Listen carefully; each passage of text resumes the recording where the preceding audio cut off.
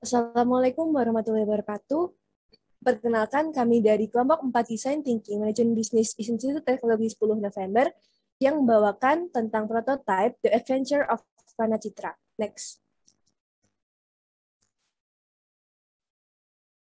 Berikut adalah anggota dari kelompok kami, yaitu yang pertama ada saya, Syabila NRP 003, Ainun dengan NRP 60, Alwan dengan NRP 86, Alif Marsal dengan NRP 84, Retno Palupi dengan NRP 18, dan Bagus dengan NRP 68. Selanjutnya akan dijelaskan oleh teman saya, Bagus.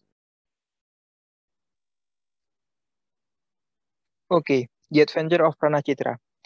Game ini mengisahkan tentang seorang anak yang bernama Prana Citra, atau biasa dipanggil dengan Prana, dalam perjalanannya menguak pesan moral yang ada pada legenda dan juga dongeng yang ada di Indonesia.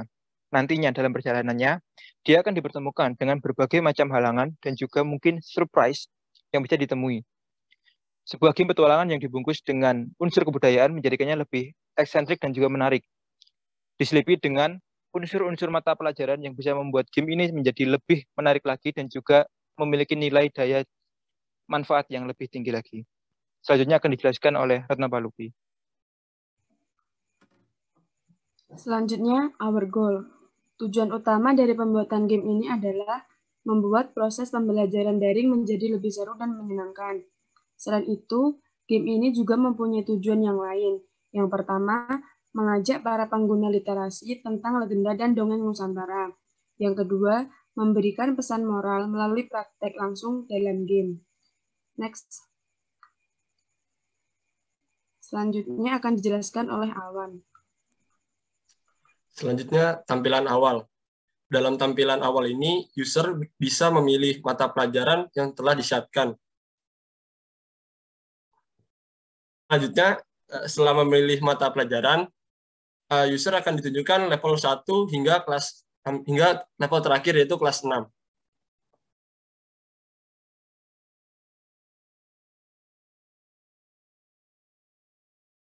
Selanjutnya akan dijelaskan oleh Alif Marsal.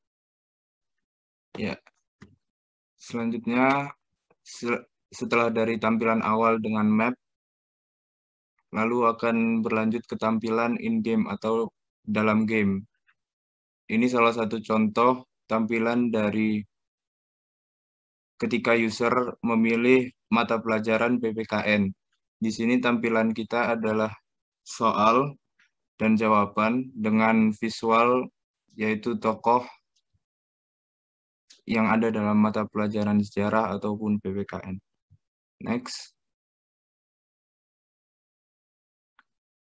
Berbeda lagi dengan tampilan mata pelajaran yang lain, yaitu bahasa Indonesia. Di sini kita menggunakan visual dengan tokoh yang ada dalam cerita, dongeng, maupun narasi yang ada dalam pelajaran bahasa Indonesia.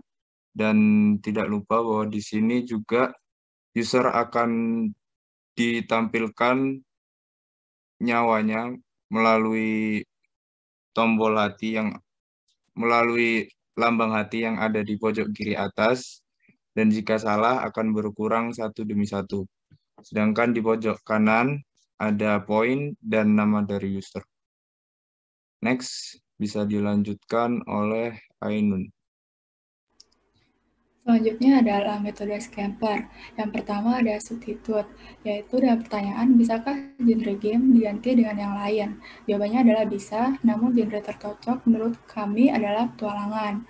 Lalu yang kedua ada combine, yaitu apa yang terjadi jika dikombinasikan dengan kebudayaan. Jawabannya adalah lebih atraktif dan menarik jika bisa dibungkus dengan baik.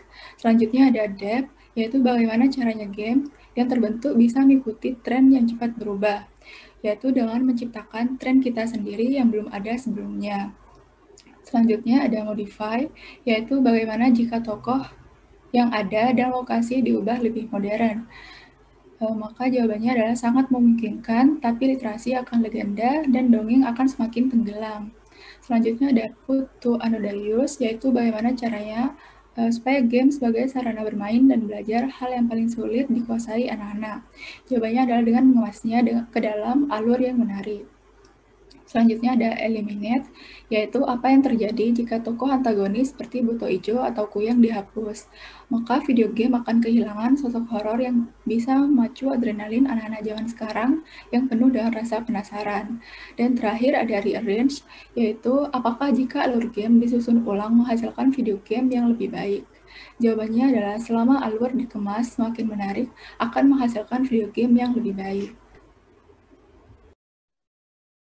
Baik, sekian dari kelompok kami. Apabila ada yang salah, mohon dimaafkan. Terima kasih. Wassalamualaikum warahmatullahi wabarakatuh.